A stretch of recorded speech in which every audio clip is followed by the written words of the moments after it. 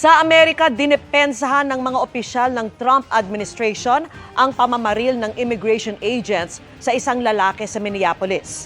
Git ng mga opisyal, self-defense umano ang ginawa ng mga officer dahil sa pag-atake umano ng biktimang si Alex Preti nitong weekend. Taliwas po yan sa video ng mga saksi, kabilang ang nakuha ng Reuters agency. Dito makikitang cellphone ang hawak ni Preti na pumagitna sa mga officer at sa itinulak nilang rallyista.